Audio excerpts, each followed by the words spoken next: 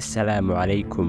Waxaa diiday naadiga Zamalek ee Masar ayagoo ku sababeeyey inuu u baahan yahay khibrad dheeraad ah, laakiin dharbaaxadii aan ku dilin way ku xoojisaa. Wuxuu ka tagay qandaraaslayaashii Carabta ilaa uu gaaray inuu heshiis la galo kooxaha ugu caansan adduunka, wuxuuna qiimihiisa suuqa ka soo kacay $20,000 ilaa uu gaaray $190 milyan.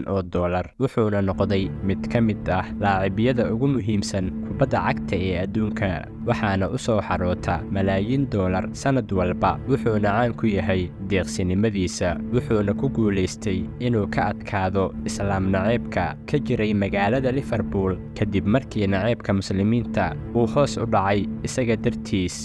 Mo Salah ama boqorka Anfield, kani waa magaciisa Ingiriiska, waana sharafta Carabta marka la joogo dunida Carabta iyo shaydaanka orodka marka la joogo garoonada kubadda cagta.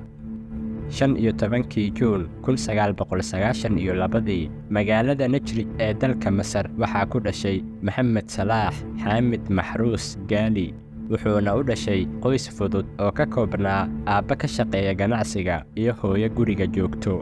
Mohamed Salah waxa uu soo maray carruurnimo adag, sababtuna waxay ahayd xaaladda dhaqaale ee qoyskiisa.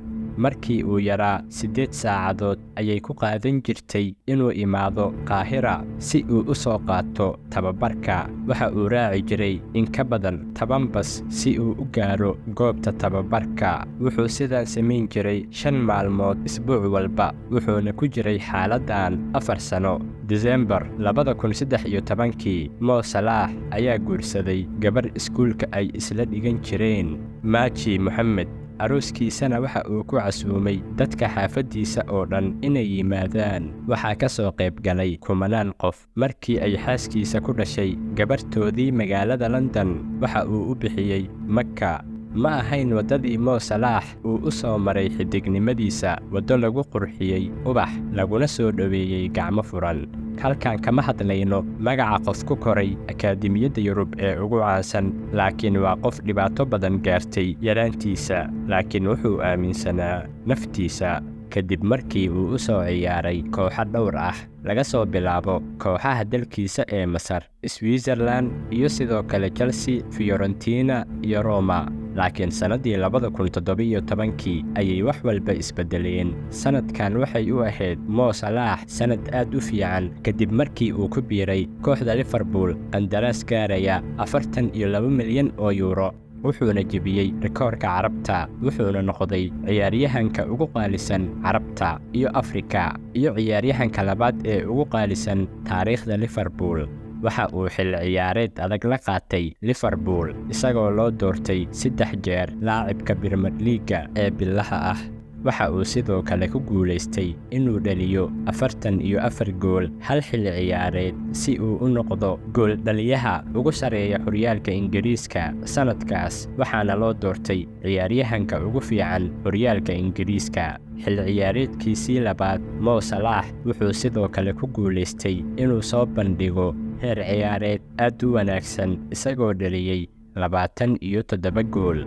Waxa uu gacanta ka geystay in kooxdiisa ay ku guulaysato Champions League ee Yurub. Heer caalami, Mo Salah waxa uu lahaa doorkii ugu weynaa ee u soo bixitaanka Masar koobka adduunka. Maskaxdiisa iyo waxqabadkiisa awgeed, majalladda American Times Magazine waxa ay u dooratay Mohamed Salah mid ka mid ah 100 qof ee ugu saamaynta badan adduunka. Mo Salah waxa uu qabtay howlo samafal ah oo badan, gaar ahaan dalkiisa hooyo ee Masar. Waxa uu tabarucaad ugu deeqay magaaladii uu ka soo jeeday ee Najrid, dugsiyada iyo isbitaalada ku yaala. Wuxuuna aad u jecel yahay inuu caawiyo dadka tuuladiisa ku nool. Waxaana lagu soo gabagabeeyey cilmi baaris ka socotay Ingiriiska in Mohamed Salah uu sabab u ahaa hoos u dhaca naceebka ka dhanka ah muslimiinta tan iyo markii uu imaaday Liverpool. Sanadii 2020 Mo Salah hantidiisa waxay gaartay ku dhawaad